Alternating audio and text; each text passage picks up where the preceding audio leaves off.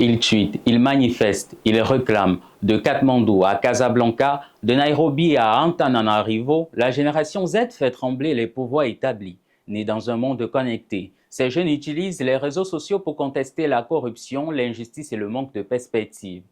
En 2025, leur colère virtuelle devient réelle et parfois elle change le cours de l'histoire. Citizen Media vous dit tout. Au Népal, en Asie du Sud, une vague de manifestations menée par la jeunesse contre la corruption et la censure numérique a éclaté dès le 8 septembre 2025. Sous pression, le Premier ministre K.P. Sharma Oli a finalement démissionné. Un gouvernement intérimaire dirigé par Sushila Karki, première femme à occuper ce poste. Le Parlement est dissous et des élections sont prévues pour le 5 mars 2026. Mais le prix est lourd, plus de 70 morts et un pays profondément divisé. Cette révolte a ravivé les appels à une réforme politique profonde, portée par une jeunesse décidée à changer les règles du jeu. Cap sur le continent africain, au Maroc. Fin septembre 2025, des milliers de jeunes descendent dans les rues de Rabat, Casablanca et Agadir, à l'origine du mouvement des collectifs indépendants tels que le Gen Z 2012 ou Morocco Youth Voice qui mobilisent via TikTok, Instagram et Discord leurs revendications.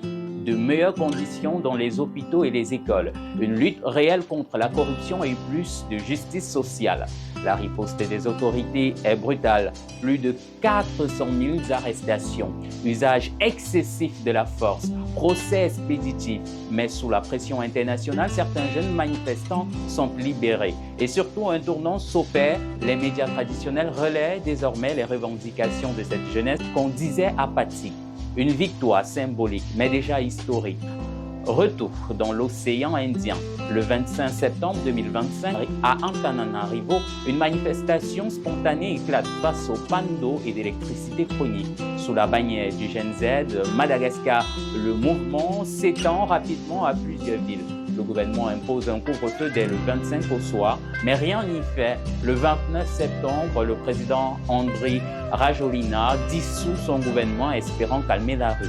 Le 11 octobre, coup de théâtre, une unité d'élite de l'armée, le CAPSAT, rejoint les manifestants et refuse d'obéir aux ordres de répression. 3 jours plus tard, le 14 octobre 2025, Rajoelina est destitué par le Parlement. La Constitution est suspendue et le colonel Michael Andrea Nirina devient président de transition. Une révolution générationnelle est en marche. Et au Cameroun, qu'en est-il? Le pays compte une population majoritairement jeune, mais aucun grand mouvement de la génération Z n'a encore émergé. La tension reste néanmoins palpable à l'approche des résultats de la présidentielle du 12 octobre. Les regards sont tournés vers Yaoundé.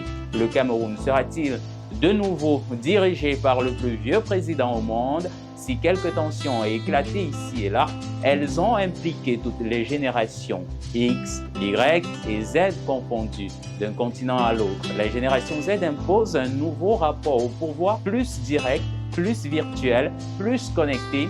Elle utilise le numérique comme une arme citoyenne et fait trembler des systèmes politiques parfois figés depuis des décennies. Alors, cette jeunesse biberonnée à Internet serait-elle le début d'un nouvel âge politique mondial?